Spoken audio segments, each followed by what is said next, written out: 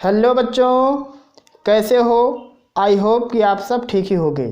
तो आज हम लोग सॉल्व कर रहे हैं कक्षा 10वीं के मैथ में pair of linear equations in two variable का चैप्टर 3.1 या कह सकते हैं चैप्टर 3A या प्रश्नावली 3A आज हम लोग शुरू कर रहे हैं। इससे पहले इस चैप्टर का इंट्रोडक्शन पार्ट हम लोगों ने देखा।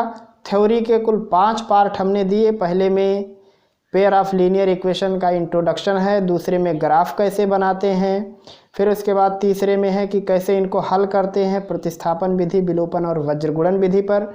और उसके बाद फिर है कुछ ऐसे भी होते हैं इक्वेशंस जो लाइनियर इक्वेशन नहीं दिखते हैं, तो उनको कैसे हम लोग लाइनियर इक्वेशन में बदल के हल करते हैं। फिर 5वां पार्ट हम लोगों ने इंट्रोडक्शन का जो देखा वो ये था कि कैसे स्टेटमेंट वाले प्रॉब्लम को लीनियर इक्वेशन में कन्वर्ट करते हैं, यानी जो वार्तिक प्रश्न होते हैं उनको हम लोग समीकरण में कैसे कन्वर्ट करते हैं। ये 5वें पार्ट में हमने इंट्रोडक्शन के बताया है। तो लगभग जितने भी इम्पॉर्टेंट टॉपिक थे इंट्रोडक्शन से रिलेटेड इस चैप्टर के, हमने वो सारे चीज़ दे दिए हैं। तो बेहतर ये है कि सबसे पहले आप उन सबको देखें, फिर प्रश्नावली तक आएँ। और अगर आपको वो सारी चीज़ें पहले से पता है तो फिर प्रश्नावली का सवाल आप बड़े आसानी से लगा सकते हो। तो हम समय नहीं लेंगे आपका ज़्यादा, सीधा चलेंगे आज के टॉपिक पर। ये है आपका चैनल सीक्रेट यस5 ट्यूटोरियल और मैं यस खान आपका अपने इस चैनल में तहे दिल से इस्तकबाल करता हूँ। तो शुरुआत करते हैं आज की प्रश्नावली 3.A या 3A। चैप्टर है 3.1 और 3A। इसका पहला प्रश्न है ax + by + c = 0 जबकि a b c वास्तविक संख्याएं हैं को दो चरों x और y का रैखिक समीकरण कहा जाता है। तो अब इसमें बताना है कि ax + by + c = 0 रैखिक समीकरण कब होता। लेकिन इससे पहले कि हम सवाल लगाएं एक बात आपको बताते हैं जो कि बहुत ही इम्पोर्टेंट है। वो ये है कि बहुत सारे बच्चों का प्रश्न है कि सर ये चीज़ इंग्लिश में पढ़ाई जाती तो ज़्यादा ठीक थी, कोई कहता नहीं हिंदी मीडियम का ठीक है। तो मैं आपको बताऊं, जो इंग्लिश मीडियम का आपका एनसीईआरटी का किताब है और जो हिंदी मीडियम का एनसीईआरटी का किताब है, दोनों बिल्कुल एक ही है, लैंग्वेज का फ़र्क है बस, बाकी प्रश्न आपके वही हैं। और अगर आपको इंग्लिश लैंग्वेज आती है तो फिर आपको हिंदी भी आती ही होगी, ये तो मैं पूरा विश्वास के साथ कहता हूँ। और अगर आपको हिंदी आती है तो आप तो बेसिक इंग्लिश समझते हो, जैसे वास्तविक संख्या है तो रियल नंबर है, उधर चर है तो वो वेरिएबल है, इधर रैखिक समीकरण है तो इसको लीनियर इक्वेशन कहते हैं। ये सारी चीज़ तो आपको पता होनी चाहिए और होगी भी शायद। तो फिर ये चाहे इंग्लिश में हो या फिर हिंदी में हो, आपको कोई फ़र्क नहीं पड़ना चाहिए, क्योंकि मेरे ख्याल से आप जब पढ़ते हो आपका कॉन्सेप्ट अगर मजबूत है तो फिर इसमें लैंग्वेज के कोई ख़ास मायने नहीं होते हैं। फिलहाल हम प्रश्न लगाते हैं कि ax + by + c = 0 ये रैखिक समीकरण कब होगा। तो रैखिक समीकरण कब होता है हम उसके डेफिनेशन में, उसके इंट्रोडक्शन में बात बताए थे आपको, शायद याद हो, नहीं याद हो तो याद दिलाता हूँ कि x और y की जो पावर होती है वो +1 होती है और x और y क्या होते हैं, न्यूमरेटर में रहते हैं, यानी अंश में होने चाहिए। तो यहाँ अंश में तो है ही है, मान लो अगर इसके बटे 1 लगा दें तो ठीक है। क्यों मैंने ये न्यूमरेटर के शब्द क्यों प्रयोग किया, क्योंकि मान लो अगर प्रश्न ऐसा हो a/x तो अक्सर बच्चों के दिमाग में प्रश्न खड़ा हो जाएगा कि ये भी तो रैखिक समीकरण में आ सकता है, क्योंकि इसका पावर भी क्या है 1, लेकिन रियल में इसका पावर 1 नहीं है, इसका पावर है ax⁻⁻1। तो इसीलिए मैंने कहा कंफर्म करने के लिए, आपको कंफर्म बताने के लिए कि x जो है ये अंश में होना चाहिए, इसके नीचे कुछ नहीं रहना चाहिए। नीचे मतलब जैसे ये नीचे कुछ नहीं रहना चाहिए का मतलब ये नहीं कि मान लो x के नीचे 3 है तो ये रैखिक नहीं है। मेरे कहने का मतलब ये है कि डिनोमिनेटर के अंदर x नहीं होना चाहिए, और अगर नीचे x है तो यहाँ इसकी पावर 1 है अगर, तो फिर ये रैखिक समीकरण नहीं होगा। और अगर मान लो ऐसा है x⁻⁻1, इसको सॉल्व करने के बाद ये क्या बन जाएगा, x बन जाएगा, तो ये रैखिक समीकरण के अंदर आ जाएगा। तो ये चीज़ आपको जाननी है। आपको कोई एक चीज़ रट के नहीं बैठना है, क्योंकि प्रश्न है किसी भी प्रकार से बनाया जा सकता है। जैसे मान लो अगर कहीं लिखा है 1/x⁻⁻1, तो अब आप -1 देख रहे हो, आपको ये नहीं देखना जब ये इक्वेशन सॉल्व हो जाए, x अंश में पहुंच जाए, अंश में पहुंचने के बाद उसका पावर देखो। जैसे मैंने लिखा 1/x⁻⁻1, जब ये अंश में होगा तो कितना होगा x⁻1, तो इसका फाइनल पोजीशन देखो, मतलब फाइनल में पहुंचने के बाद ये कैसा दिख रहा। इनिशियल पोजीशन मत देखो, जैसे ये इसका इनिशियल और फाइनल दोनों, यही प्रारंभिक स्थिति भी है इसकी, यह अंतिम स्थिति भी है। लेकिन 1/x⁻1 ये प्रारंभिक है, इसका अंतिम स्थिति ऐसा होगा जब ये कन्वर्ट हो चुका होगा तब। तो यहाँ बात ये है कि ये रैखिक समीकरण कब होगा, तो रैखिक समीकरण तब होगा जब x और y होंगे, और x और y होंगे साथ में 1 का घात लेकर के। तो यहाँ x और y कब होंगे, जब a 0 के बराबर ना हो और b भी 0 के बराबर ना हो, तभी तो दो चर राशि में रैखिक समीकरण होंगे। केवल रैखिक कहता तो a 0 हो सकता था तब b नहीं, या b 0 हो सकता था तो a नहीं। लेकिन यहाँ का दो चर मतलब दोनों सही सलामत होने चाहिए। कब होगा, जब a और b का मान 0 नहीं होगा। तो आइए अब विकल्प में देखते हैं। पहला विकल्प हमारा दिया है कि a b के बराबर नहीं होना चाहिए, तो ये कोई ज़रूरी बात नहीं। मान लो यहाँ 2x यहाँ 3y ऐसा हो सकता है, ये हरदम जरूरी नहीं है कि गुणांक उसके बराबर नहीं हो, बराबर भी हो सकते हैं। जैसे यहाँ 2x तो यहाँ 2y, यहाँ x यहाँ y, तो x का गुणांक 1 y का गुणांक 1 हो जाएगा, तो बराबर भी तो हो सकते हैं। इसका मतलब ये विकल्प सही नहीं है। आगे बढ़ो, यहाँ a² = b² का मतलब क्या, अगर वर्गमूल निकालोगे तो होगा ये a = b, मतलब a और b बराबर होने चाहिए। तो ये भी जरूरी नहीं है कि हरदम a और मतलब x और y का गुणांक बराबर हो, तो ये चीज़ भी हुआ गलत। तीसरे पर पहुँचो, तीसरे ने कहा कि a² + b² = 0, तो जब a का मान 0 और b का मान 0 नहीं है तो दोनों का वर्ग 0 कैसे होगा, ये भी असंभव है।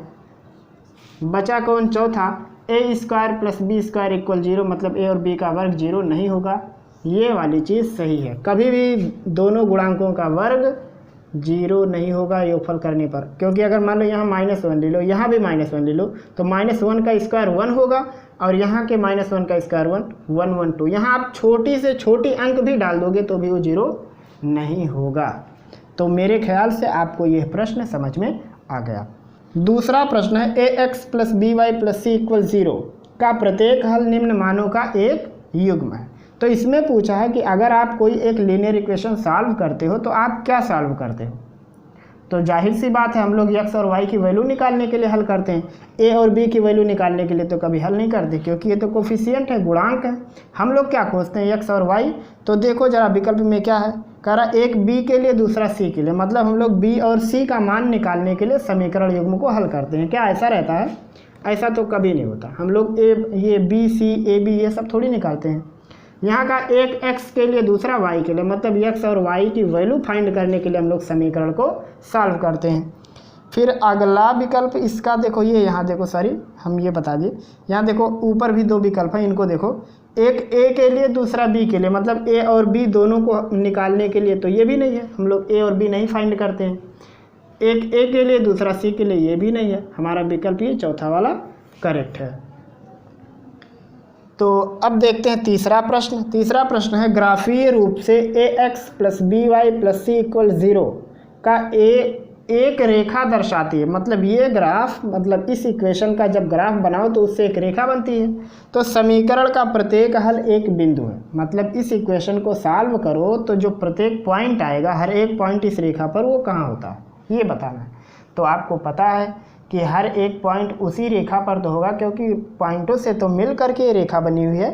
तो इसका क्या मतलब हुआ कि जब इसको आप ग्राफ में कन्वर्ट कर दोगे तो इस ग्राफ की जो लाइन बन जाएगी, उस लाइन का प्रत्येक पॉइंट इसका क्या होगा, हल होगा। तब देखो जरा विकल्प में 4 लोग हैं, इसको दर्शाने वाली रेखा पर, तो जो इससे लाइन बनेगा उसी पे तो प्रत्येक बिंदु होंगे। इसका मतलब ये पहला ही विकल्प हमको मिल गया सही। इसको दर्शाने वाली रेखा पर नहीं, तो ऐसा कभी नहीं हो सकता कि उस लाइन पे उसका सोल्यूशन ना हो। हर रेखा का हल उसी रेखा पर ही होता है। यहाँ का x अक्ष पर, ये गारंटी नहीं कि हरदम सोल्यूशन x अक्ष पर ही हो, ये भी गारंटी नहीं कि हरदम सोल्यूशन कहाँ हो, y अक्ष पे। तो मेरे ख्याल से आपको ये तीनों प्रश्न समझ में आ गए होंगे। प्रश्न वास्तव में बहुत ही इम्पॉर्टेंट है, इसलिए इस लिहाज से कि आपने पेयर ऑफ लीनियर इक्वेशन को कितनी गहराई से सीखा है।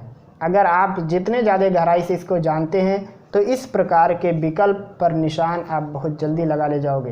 ये ज़रूरी नहीं है कि आपके किताब में भी हो, क्योंकि प्राइवेट लेखकों की किताब में कुछ प्रश्न वो लोग खुद जोड़ते हैं, बाकी जो सिलेबस में रहता हो तो सब देते हैं, लेकिन कुछ लोग अपना अतिरिक्त प्रश्न जोड़ते हैं। तो मेरे ख्याल से ये NCERT के लिहाज से ये कुछ एक्स्ट्रा प्रश्न है, क्योंकि NCERT जब किताब छापता है तो लगभग आगे लिख देता है कि ये प्रश्न NCERT के हैं। फिर भी बहुत ही इम्पॉर्टेंट प्रश्न है, लिख लीजिए इनको। साथ में ज़रूरत की चीज़ें वीडियो को पॉज करके नोट डाउन भी करते रहिए। अब लगाते हैं प्रश्न नंबर 4। प्रश्न नंबर 4, दो चरों वाली रैखिक समीकरण को दर्शाने वाली रेखा पर प्रत्येक बिंदु, मतलब क्या है कि अगर pair of linear equations in two variable हो तो उससे जो लाइन बनेगा उस लाइन पर प्रत्येक पॉइंट क्या होता है। तो उस लाइन पर बताओ प्रत्येक पॉइंट समीकरण का हल नहीं हो सकता। क्या ऐसा संभव है?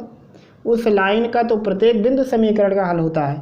ये देखो दूसरा विकल्प का समीकरण का हल होता है।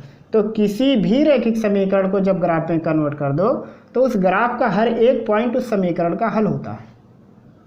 तो ये तो दूसरा विकल्प सही हो गया। तीसरे को अच्छा देखो, एक हल यहाँ तीसरा विकल्प देखो, एक हल होता है यदि x अक्ष पर भी एक बिंदु, ऐसी कोई कंडीशन है कि एक पॉइंट x अक्ष पर ही हो।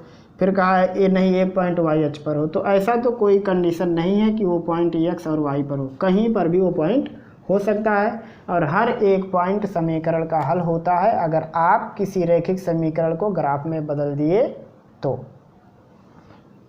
पांचवा प्रश्न है, a1x + b1y + c1 = 0 और a2x + b2y + c2 = 0, जबकि a1 b1 c1 a2 b2 c2 सभी वास्तविक संख्याएं हैं, यानी रियल नंबर्स हैं। और कंडीशन दिया है a1² + b1² ≠ 0 और a2² + b2² ≠ 0। तो ये दोनों क्या कहलाती हैं? प्रश्न में कहा कि ये दोनों क्या होंगे अगर a1² b1² ये a1² + b1² ≠ 0 और a2² + b2² ≠ 0 हो तो ये दोनों क्या कहलाएंगे? रैखिक समीकरण युग्म कहलाएंगे। और क्या, दोनों को जब मिला दोगे तो देखो जरा यहाँ क्या है, कहीं है ये पहले में है दो विभिन्न सरल रेखाओं का परिवार, ये नहीं हो सकता। दो संपाती रेखाओं का परिवार, ये भी नहीं हो सकता क्योंकि संपाती में दोनों एक जैसे होने चाहिए। तीसरा है दो चरों वाले रैखिक समीकरणों का एक ही युग्म, तो ये भी गलत है, ये भी गलत है और ये भी गलत है, इनमें से कोई नहीं। तो आपको मेरे ख्याल से सारे प्रश्न समझ में आ रहे होंगे। सबको उतारते रहिए, नोट्स बनाते रहिए ताकि आपके बोर्ड परीक्षा की तैयारी और भी बेहतर हो। लीनियर इक्वेशन आपको जीवन भर पढ़ने रहते हैं, चाहे कॉम्पिटिटिव एग्ज़ाम हो या फिर ना हो। अगर आपकी पढ़ाई चालू है तो कहीं ना कहीं ये लोग मिलते रहेंगे, इसलिए जानकारी बेहतर रखिए। प्रश्न नंबर 5 है, रोहित अपनी पुत्री से कहता है 7 वर्ष पूर्व मैं तुमसे 7 गुनी आयु का था और 3 वर्ष बाद मैं तुम्हारी आयु का केवल 3 गुना रह जाऊंगा। इस स्थिति को बीजगणितीय एवं ग्राफीय रूपों में व्यक्त कीजिए। तो अभी जो हमारा 5वां पार्ट था इंट्रोडक्शन का, उसमें हम यही आपको बताए थे कि किसी स्टेटमेंट को इक्वेशन में कैसे कन्वर्ट करते हैं। तो अगर नहीं देखा है तो वहाँ देख के ही आइएगा तो ज़्यादा बेहतर होगा। फ़िलहाल यहाँ हम आपको बताते हैं, मैंने आपसे बताया था कि कोई भी स्टेटमेंट का प्रॉब्लम हो रफ और फेयर जैसा स्ट्रक्चर बना लेना तो ज़्यादा बेटर होगा। तो चलो एज से संबंधित है तो मैंने बताया था 3 लाइन में करते हैं इसको। एक रहता पास्ट, एक प्रेजेंट और एक फ्यूचर, 3 कंडीशन होता है। अब देखो ये समझ लो हमारा रफ काम है, कैसे करते हैं देखो, बहुत ही सिंपल। उसके बाद अभी हम लोग इसको लिख के लगाएंगे। देखो प्रश्न में क्या है, 2 लोग हैं, एक रोहित और एक उसकी पुत्री है। तो एक रोहित हो गया और एक हो गई उसकी पुत्री। अब 7 वर्ष पूर्व कहा, तो इतने समय प्रेजेंट में मान लो कि रोहित की एज x है और उसके पुत्री की एज y है। 7 साल पहले, मतलब 7 साल में यहाँ क्या कहा, 7 साल पहले, तो जब 7 साल पहले जाओगे तो 7 साल दोनों छोटे हो जाएंगे, 7 वर्ष दोनों को छोटा कर दो।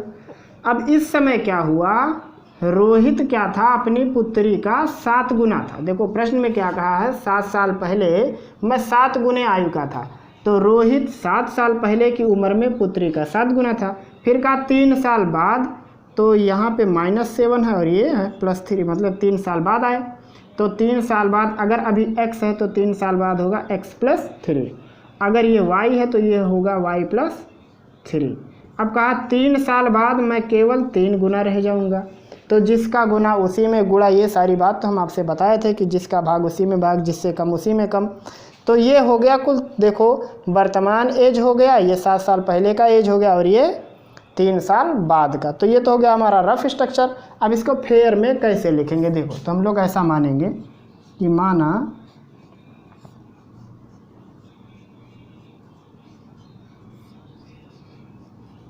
रोहित की वर्तमान आयु बराबर x वर्ष,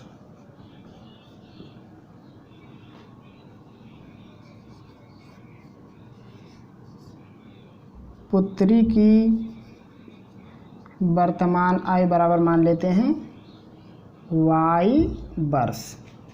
फिर क्या लिखेंगे, प्रथम शर्त से, क्योंकि 2 कंडीशन है ना, तो लिखेंगे प्रथम शर्त से। प्रथम शर्त क्या है, 7 वर्ष पूर्व। तो इक्वेशन क्या बना है वो वाला, x - 7 = 7y - 7। इसको सॉल्व करो तो होगा x - 7 = 7y - 49। ये 7y को इस साइड लाओगे तो होगा x - 7y, और -7 उस साइड जाएगा तो होगा -49 + 7, यह होगा x - 7y = -42। इक्वेशन हो गया फर्स्ट। आप -42 को इधर लाके +42 = 0 भी दिखा सकते हो। फिर लिखेंगे द्वितीय शर्त से,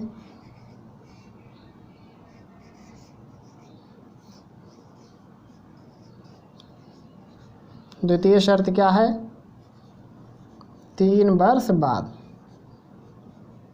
तो 3 वर्ष बाद वाला कंडीशन क्या है, देखो ये x + 3, ये रोहित की एज थी, पुत्री की एज की 3 गुनी हो गई, तो y + 3 में 3 का गुणा, तो ये हो जाएगा x + 3 = 3y + 9।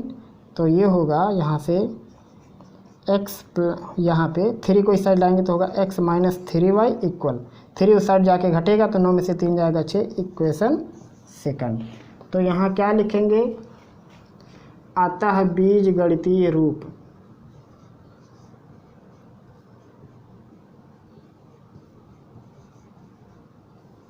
तो बीजगणितीय रूप क्या होगा इसका, देखो एक होगा x - 7y = -42, या इसको ऐसा भी लिख देना तब भी कोई फ़र्क नहीं पड़ेगा, +42 = 0। ये फर्स्ट इक्वेशन बन गया।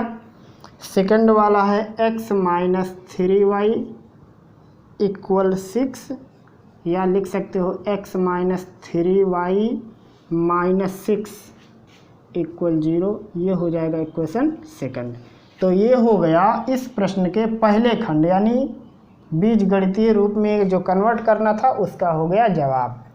अब दूसरा क्या करना है, दूसरा करना है कि इसको ग्राफ में कन्वर्ट करना है। तो चलिए अब ग्राफ में कन्वर्ट करके देखते हैं कि कैसे कन्वर्ट करेंगे। फिलहाल इतना उतार लीजिए, इसको मिटाना है हमें। अब हमारे पास 2 इक्वेशन हो गए, x - 7y = -42, x - 3y = 6। तो हमको ग्राफ बनाना है, और ग्राफ कैसे बनाते हैं मालूम है ना, एक समीकरण को उठाते हैं, केवल एक चर को एक पक्ष में रखते हैं, बाकी टोटल दूसरे पक्ष में। तो इसको ऐसा लिखेंगे, पहले समीकरण 1 को बनाएंगे हम लोग। समीकरण 1 से x - 7y इक्वल -42, तो -7y को दूसरे साइड कर दो, होगा ये -42 प्लस 7y। अब क्या बनाएंगे, इसके लिए एक बॉक्स बनाएंगे। कम से कम कितनी वैल्यू रखना पता है ना, 2 रखते हैं, लेकिन 2 नहीं, कम से कम 3 रखिए। तो एक में x हो गया, एक में y हो गया। y पर डिपेंड कर रहा है x का मान, और यहाँ y का ऐसा मान रखना है जो आपके ग्राफ के पेज से ज़्यादा ना होने पाए, मतलब 10-15 ऐसा मत रख देना, उससे थोड़ा नीचे ही रख के कोशिश करना। जैसे मान लो यहाँ पे हम रखते हैं, अगर 1 रखेंगे तो 7 के 7 35 हो जाएगा, बहुत बड़ा हो गया। 2 रखेंगे तो 14 हो जाएगा, तो अब फिर इधर 28 बचेगा। 3 रखेंगे तो 21 हो जाएगा, तब भी बड़ा हो जाएगा। 4 रखेंगे 7 चौक 28, तो 14 आएगा, तब भी बड़ा है। 5 रखोगे तो ठीक रहेगा। मान लो y की वैल्यू 5 रखे तो 35 हो गया, 42 में से 35 जाएगा तो -7। 6 रख दो तो 7 6 42 हो गया, और 42 और प्लस 42 -42 हो गया, कैंसिल। 7 रख दो, 7 7 49 हो गया, और 49 में से 42 घटाओगे तो भी 7 आएगा प्लस में। तो ये तो बन गया इसके लिए। दूसरा क्या है, लिखेंगे समीकरण 2 से, वो है x - 3y = 6। तो यहाँ भी केवल एक को रख लो इस साइड, तो होगा ये 6 + 3y। आप y को भी रख सकते हो, कोई ज़रूरी नहीं है। y को जब रखोगे तो ऐसा होगा -3y = 6 - x, तो y इक्वल हो जाएगा 6 - x/- 3, क्योंकि केवल एक ही इधर छोड़ते हैं, कोफिशिएंट 1 होना चाहिए। इस माइनस से गुणा कर देंगे तो होगा ये यहाँ पे x - 6/3, ये y की वैल्यू हो जाएगी। यहाँ x की वैल्यू रखोगे तो y आएगा, लेकिन ये ज़्यादा बेटर है, तो इसलिए हमने इसको ऐसा लिखा। और A to Z cheese graph कैसे प्लाटिंग करते हैं हमने आपको बताया, आप उसको देख के ही आइए तो ज़्यादा ठीक रहेगा। यहाँ देखो,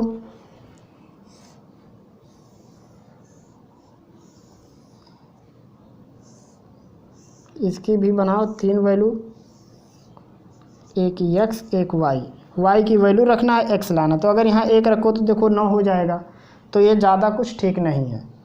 तो चलो मान लो यहाँ हम लोग लिखते हैं -1, अगर ले लें तो -1 रखेंगे तो -3 होगा, तो ये बचेगा 3। -2 रखोगे तो 0 आ जाएगा, और माइनस अगर 3 ले लें तो 3 3 9, -9 हो जाएगा, -9 में से 6 घटाएंगे तो -3 आएगा। तो 3 वैल्यू इसकी मिल गई, 3 वैल्यू इसकी मिल गई। अब बनाते हैं ग्राफ।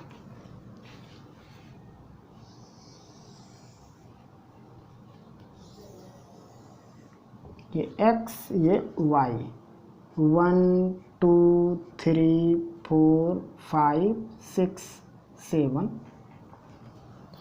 यहाँ ले लेते हैं 1 2 3 4 5 6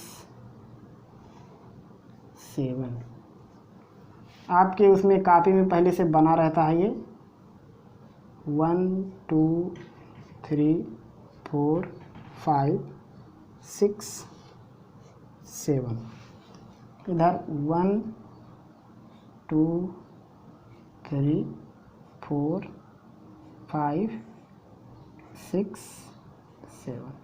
अब आप कहोगे आपने हर एक पर 7 7 क्यों लिया, क्योंकि हमारे पास जो मैक्सिमम अंक था वो 7 था। आप उससे कम भी ले सकते हो, लेकिन यहाँ देखो x पे 7 तक गया, y पे 7 तक, तो ये दोनों तो मजबूरी थी, और इधर वाला कम ज़्यादा चल सकता था। लेकिन कैसे चलता, क्योंकि x पे -7 आए तो इधर भी उतना ही करना पड़ा। फिर y पे देखो -3 तक गया, तो नीचे कम से कम 3 तो आना ही पड़ेगा आपको। तो पहला कैसे लेंगे, देखो -7 और 5 है, तो x पे -7 आओ, 1 2 3 4 5 6 7 यहाँ आ गए, और y पे 5 चलो, 1 2 3 4 5। ये शायद कुछ पहला पॉइंट हो गया आपका यहाँ।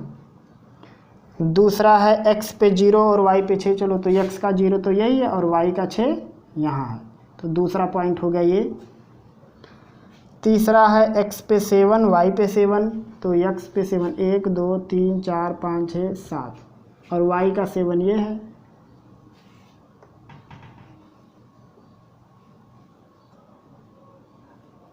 ये हो गई तीसरी। अब इन तीनों को मिला दो,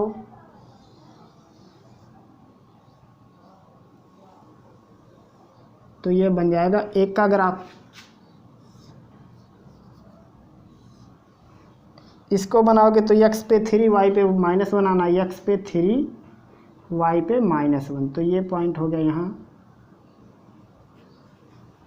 फिर x पे 0 y पे -2 चलना है, तो x पे 0 y पे -2 यानी यहाँ आना है, ये दूसरा हो गया। तीसरा है x पे -3 y पे -3, तो x पे -3 है और y पे -3,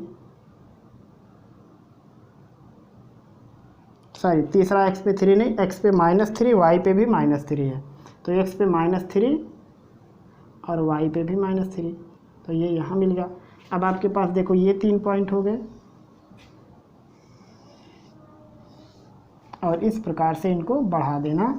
तो जो आपका प्रश्न था ये उस प्रश्न का हो गया ग्राफीय रूप, और ये दोनों है बीजगणितीय रूप। अच्छा, इनको सॉल्व करते तो x और y की कुछ वैल्यू आती, चलो निकाल के दिखा दें आपको कैसे सॉल्व करना इसे।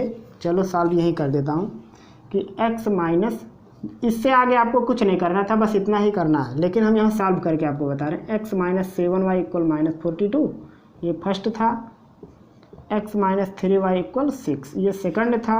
अब देखो अगर x का विलोपन करना चाहो तो घटाना पड़ेगा, तो ये x कट जाएगा, 7 में से 3 जाएगा, 4 आएगा, और 42 6 48 हो गया। तो y बराबर हो जाएगा 12 वर्ष, यानी उसकी लड़की कितने साल की थी? 12 साल की।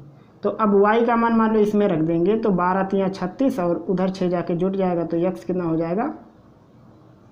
42 वर्ष, यानी रोहित 42 साल का था, उसकी लड़की 12 साल की थी। तो अगर हल करना रहता तो इतना आ जाता। अब देखो अब ये ग्राफ कहाँ मिलेगा? ये ग्राफ वहाँ जाके मिलेगा जहाँ x की वैल्यू कितनी हो? 42 और y की वैल्यू कितनी हो? 12। तो अब हमारे पास जो पॉइंट है वो कहाँ तक है? सिर्फ 7 तक है। तो इसीलिए देखो ग्राफ अभी कैसा खुला हो, यानी बहुत दूर जाके मिलेगा, और जहाँ जाके मिलता है वहीं पे आंसर रहता। तो जब आप इसको हल करोगे तो रोहित 42 साल का और उसकी बेटी 12 वर्ष की होगी। तो फिलहाल आपको वो लगाना नहीं था, आपको लगाना था केवल बीजगणितीय रूप, जो मैंने बना दिया। फिर ग्राफ बनाना था, वो ये भी बना दिया। तो आपको समझ में आ गया होगा। आप इसके निर्देशांक भी लिख सकते हो हर एक का। जैसे इस पॉइंट का निर्देशांक अगर आपको लिखना है तो ये है -7, 5। इसका निर्देशांक लिखोगे तो 1 2 3 यानी -3 वाला है ये। इसका निर्देशांक लिखोगे तो यह है 0 -2। इसका निर्देशांक लिखोगे तो यह है 3, -1। और इसका निर्देशांक लिखो तो 0 है x पे और ये 6 है। इसका निर्देशांक लिखोगे तो ये 7, आप निर्देशांक भी लिख सकते हो। तो अब चलते हैं अगले प्रश्न पर। अगला प्रश्न है प्रश्न नंबर 7। क्रिकेट टीम के एक कोच ने 3900 रुपये में 3 बल्ले और 6 गेंद खरीदी। बाद में उसने एक और बल्ला और इसी प्रकार के 3 और गेंद 1300 रुपये में खरीदी। इस स्थिति को बीजगणितीय एवं ग्राफीय रूपों में व्यक्त कीजिए। तो अब यहाँ पे ना तो हमको बल्ले की कीमत पता है ना ही गेंद की, तो हम लोग मान लेते हैं कि माना एक बल्ले की कीमत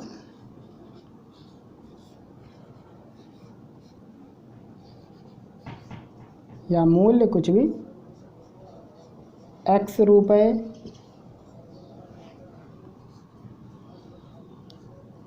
एक गेंद की कीमत y रुपये। तो प्रथम शर्त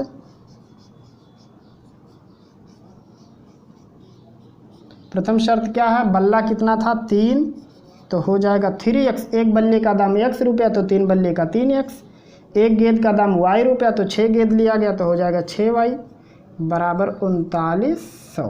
अब देखो 3 से भाग कर सकते हैं, तो होगा ये x + 2y इक्वल 1300। तो ये हो गया समीकरण नंबर 1। फिर लिखेंगे द्वितीय शर्त।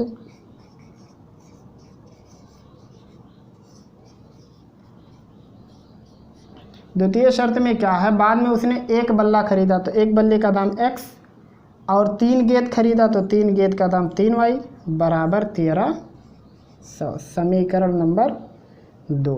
कहा इसको बीजगणितीय रूप में व्यक्त करो और ग्राफीय रूप में, तो बीजगणितीय रूप तो इसका हो गया। तो यहाँ क्या लिखेंगे, बीजगणितीय रूप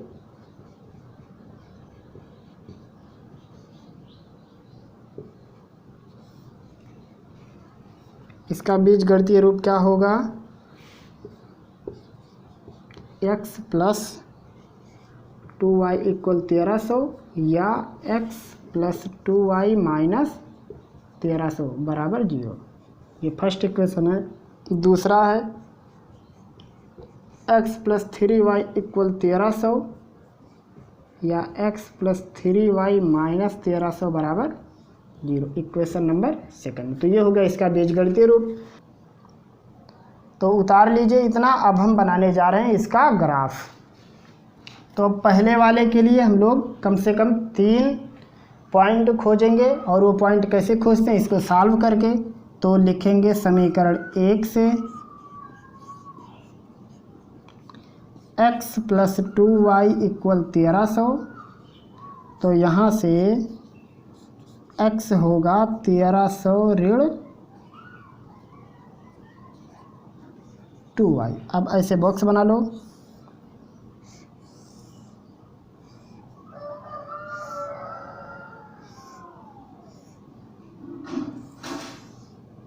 एक में x एक में y। अब यहाँ पे y की वैल्यू रखनी है, x की वैल्यू लेके आनी है। अच्छा सोचो, यहाँ पे 1 2 3 रखोगे तो देखो 1300 1400 1500 आ रहा है। क्या बड़ी बड़ी गिनती आ रही है, इतना तो हमारे उसमें ग्राफ में जगह ही नहीं रहता है। तो यहाँ हम लोग क्या करेंगे, यहाँ हम लोग 100 200 300 ऐसा कुछ मानेंगे। जैसे मान लो यहाँ पे हम लोग लिखे 100, तो 100 दूनी 200 हो जाएगा, तो 1100 आएगा। अब 100 मानने से क्या होगा कि हम लोग मान लेंगे कि 100 अंक बराबर या 100 रुपये बराबर एक खाना। तो जहाँ 100 होगा वहाँ एक बनाएंगे, जहाँ 1300 है तो वहाँ 13 बनेगा। तो ऐसा मान लेंगे, तो इससे फ़ायदा होगा। तो अगर देखो मान लो यहाँ हम लोग 200 रखें, तो 1300 में से 200 रखें, 2 दूनी 4 हो जाएगा, तो 13 में से 4 जाएगा 9 आएगा। और 3 रख के देखो, यानी अगर y बराबर हम लोग ले लें 300, तो 3 दूनी 600 हो जाएगा, तो यहाँ बचेगा 700। अगर यहाँ पे हम लोग 400 रख दें, 4 दूनी 8 हो गया, 1300 में से 800 जाएगा तो 500 बचेगा। अगर यहाँ 5 रख दें, 5 दूनी 10 हो जाएगा, तब 1000। तो यहाँ 1300 में से 1000 जाएगा तो बचेगा 3। तो इस प्रकार से हमने अंक ले लिया। अब यहाँ दूसरा इक्वेशन है वो, तो उसको लिखेंगे समीकरण x + 3y = 1300। यहाँ आप कोई भी अंक ले सकते हो, लेकिन अगर ऐसा अंक ले लिए कि आपके ग्राफ से लाइन पॉइंट ही बाहर चला जाएगा तो फिर अच्छा नहीं होगा। जैसे मान लो आप अगर यहाँ 600 ले लिए तब भी ठीक है, 6 दूनी 1200, और 1300 में से 1200 जाएगा, तो अगर यहाँ 600 लिख लिए तो यहाँ 100 आएगा। तो ये भी तो ग्राफ में आपके आ जाएगा, यानी 6 तक आप जा सकते हो, 7 तक 8 तक 9 तक 10 तक जा सकते हो। उससे ऊपर जाओगे तो दिक्कत हो जाती है। तो यहाँ हम लोगों ने इसलिए छोटा अंक लिया है, कुछ भी लेकर के बनाया जा सकता है। तो ये क्या होगा, x = होगा 1300 - 3y। तो इसके लिए भी बनाओ यहाँ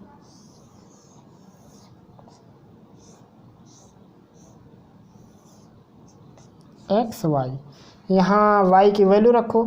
जैसे फिर से मान लो अगर यहाँ 300 से स्टार्ट करें तो 3 × 900 होगा, और 1300 में 900 जाएगा 400। तो यहाँ अगर हम लोग 3 से ले लिए 300, तो यहाँ आएगा 400। अगर यहाँ 400 ले लिए तो 4 × 1200, और 1300 में से 1200 जाएगा तो बचेगा 100। अगर यहाँ 500 ले लिए, 5 × 1500, तो 15 में से 13 जाएगा तो आएगा -200। आप 2 भी लिख सकते हो, 2 × 600, तो 700 आएगा, जो इच्छा आपकी। तो यहाँ पे हम लोग देखो, ये पहले यहाँ बना दें इसको। अब यहाँ देखो सबसे जो मैक्सिमम अंक है वो 700 है। सब 100 में है, तो हम लोग क्या मान लेंगे कि 100 खाना बराबर एक खाना में 100 रुपया, यानी एक जो पूरा वर्ग इकाई है या 1 वर्ग सेंटीमीटर बराबर क्या मान लेंगे, 100 रुपया। तो वहाँ से जाके इक्वेशन बन जाएगा। तो यहाँ कहीं लिख देते हैं उसको, पैमाना यहाँ लिख देते हैं, यहाँ 1 सेंटीमीटर स्क्वायर बराबर 100 रुपया। तो जहाँ 700 वहाँ 7 बनाना पड़ेगा, 300 के लिए 3। तो x पे मैक्सिमम चलते हैं 7 तक, 1 2 3 4 5 6 7, ये x 1 2 3 4 5, यहाँ y, क्योंकि 500 से ज़्यादा y पे नहीं है। फिर यहाँ 1 2 3 4, इतना बहुत है। ये x हो गया डैश, और y डैश में निगेटिव में तो कुछ है ही नहीं, फिर भी चाहो तो बना दो इसे 1 2 3 4 ऐसा। पहला पॉइंट खोजने के लिए 700 और 300, तो x पे 7 जाना 1 2 3 4 5 6 7, y पे 300 आना तो 1 2 3, तो ये हो गया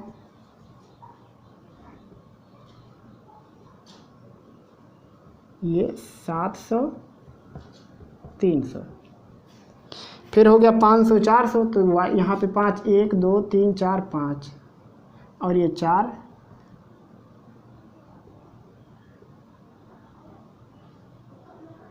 ये हो गया 500 400। फिर x पे 3, तो x पे 3 लेना है, y पे 500 जाना है, तो ये यहाँ है 5।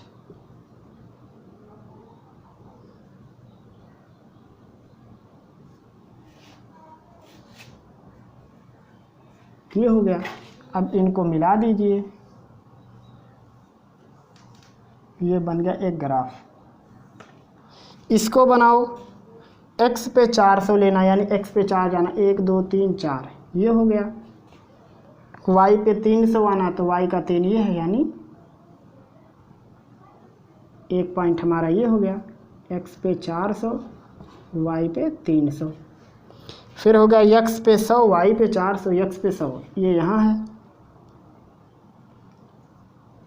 और y पे जाना है 400, 1 2 3 4,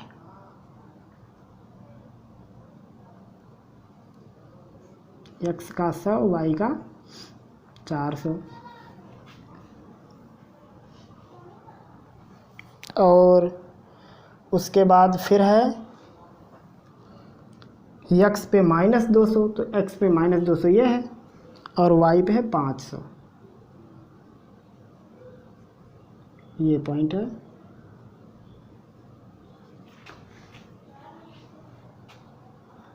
x पे -200 y पे 500, तो अब इसको भी मिला दो, तो ये बन गया इसका ग्राफ। तो मेरे ख्याल से आपको ये ग्राफ बनाना आ गया होगा। तो उम्मीद करता हूँ कि आपको यह प्रश्न भी समझ में आया होगा। अगर कोई भी सवाल रहेगा आपके मन में तो आप ज़रूर कमेंट करके पूछ लीजिएगा, नहीं तो व्हाट्सएप नंबर ज़रूर लिख दीजिएगा, हम आपसे संपर्क करेंगे। और व्हाट्सएप नंबर पे तो आप फ़ोटो भी खींच के भेज सकते हो अपने सवालों का। तो अब बढ़ते हैं अगले और अंतिम प्रश्न की ओर। 8वां प्रश्न, 2 किलोग्राम सेब और 1 किलोग्राम अंगूर का मूल्य किसी दिन 160 रुपये था। एक महीने बाद 4 किलोग्राम सेब और 2 किलोग्राम अंगूर का मूल्य 300 रुपये हो गया। इस स्थिति को बीजगणितीय एवं ग्राफीय रूपों में व्यक्त करो। तो फिर से यहाँ वही खेल खेलेंगे, सेब और अंगूर का दाम मान लेते हैं। लिखेंगे माना 1 किलोग्राम सेब का मूल्य बराबर x रुपये, 1 किलोग्राम अंगूर का मूल्य बराबर y रुपये। यहाँ लिख लीजिएगा अंगूर का मूल्य। अब उसके बाद फिर यहाँ प्रथम शर्त, क्योंकि 2 कंडीशन देंगे लोग जब 2 चर राशि होगी तो प्रथम शर्त में है 2 किलोग्राम सेब है, 1 का x तो 2 किलो का 2x, और अंगूर 1 ही किलो है तो y बराबर हो गया 160। Equation number first. सेकंड है 4 किलो सेब है यानी 4x हो गया, 2 किलो अंगूर है यानी 2y हो गया, ये है 300। Equation number second. या आप क्या कर सकते हो, 2 से भाग भी कर सकते हो, जो मर्जी कहेगा आप उसे करना। तो ये होगा 2x plus y equal 150। Equation number second. आप इसे भी सेकंड या इसे सेकंड लिख सकते हो।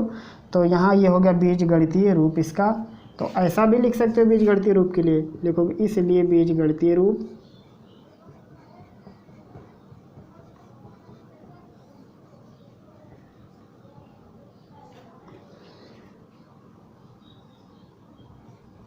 टू एक्स प्लस वाई बराबर 160, या इसको लिख सकते हो 2x प्लस वाई माइनस 160 बराबर 0, इक्वेशन फर्स्ट। और 2x प्लस वाई इक्वल 150 या 2x प्लस वाई माइनस 150 बराबर 0। ये हो गया इस प्रश्न का उत्तर। अब मान लो किसी ने इसको y माना होगा, x माना होगा, तो जहाँ x वहाँ y हो जाएगा, जहाँ y वहाँ x। कोई भी PQR रियल एम एन कुछ भी मान के लगा सकता है।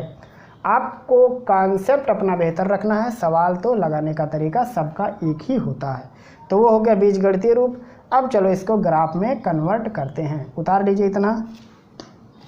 अब यहाँ इसमें हम लोग पहले क्या फाइंड करते हैं, x और y। तो चलो लिखेंगे समीकरण 1 से 2x प्लस वाई इक्वल 160। तो यहाँ से y की वैल्यू निकाल लो, क्योंकि गुणांक एक जिसका रहे वही अच्छा रहता है। तो इसको यहाँ रख लो, तो ये उस साइड चला जाएगा 160 माइनस 2x, या लिखोगे x इक्वल तो 160 माइनस वाई बाई 2 हो जाएगा। तो ये ज़्यादा ठीक है, x रखोगे तुरंत y आएगा। अब यहाँ बनाएंगे इसका बॉक्स।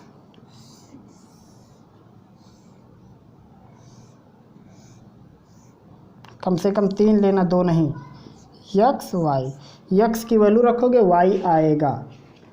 तो यहाँ पे 1 2 3 रखोगे तो फिर बड़ा आएगा। तो 100 में हम लोगों को चलना पड़ेगा, मतलब 30 40 50 ऐसा करना पड़ेगा। तो अगर मान लो हम लोग यहाँ लिखें 40, तो 40 दूनी 80, यहाँ कितना बचेगा 60। यहाँ 50 लिखें तो 50 दूनी 100, 40 दूनी 80, यहाँ 80 बचेगा। तो 40 वाला नहीं लेंगे हम लोग।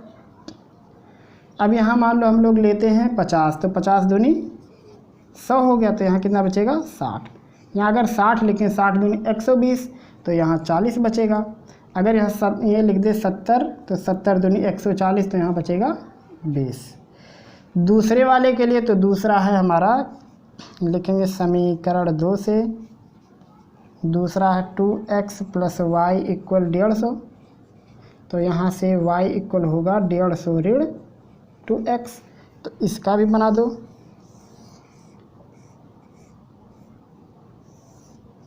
x और y वैल्यू रखना है, x की आएगा y। तो चलो यहाँ भी 50 से ही स्टार्ट कर दो। 50 दूनी 100, तो यहाँ कितना बचेगा 50 बचेगा।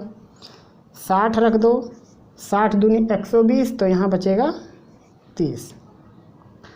70 रख दो, 70 दूनी 140, तो यहाँ बचेगा 10। अब बना लेते हैं इसका ग्राफ। लेकिन यहाँ भी क्या लिखेंगे, 1 सेंटीमीटर स्क्वायर बराबर 10 रुपया। वहाँ कितना था 100, क्योंकि यहाँ वहाँ हम लोग 100 200 300 करते थे इससे पिछले प्रश्न में।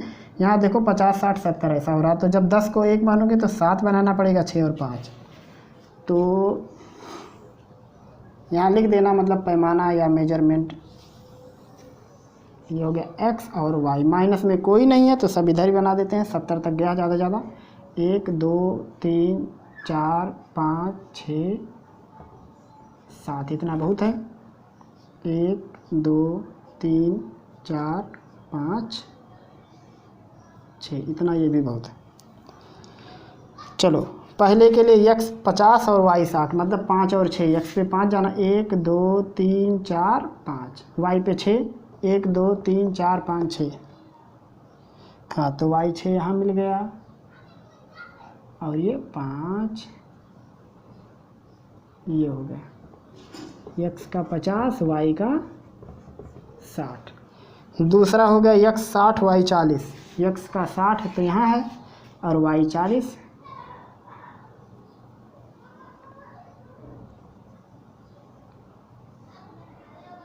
x का 60 y का 40।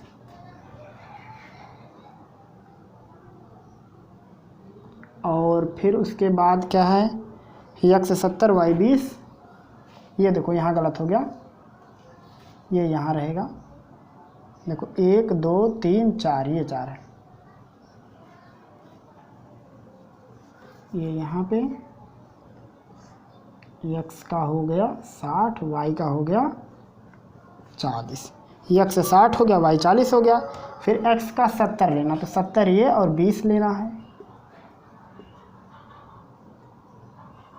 तो ये हो गया 70 और 20, इसको मिला देना, तो ये बन जाएगा इसका ग्राफ। और ग्राफ के ऊपर चाहो तो नाम भी लिख सकते हो, ऐसा कि ये है, यहाँ लिख दें 2x + y = 160, ऐसा ग्राफ के ऊपर उसका नाम भी लिख सकते हो, उस समीकरण का नाम।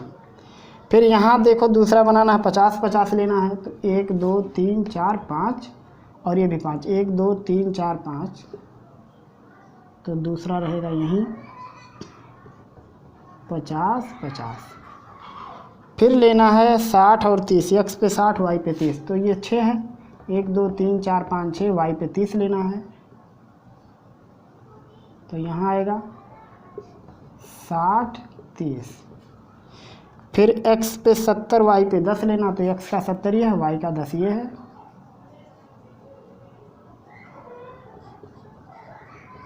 इस प्रकार से। तो इसको मिला देना और ये ग्राफ बन गया।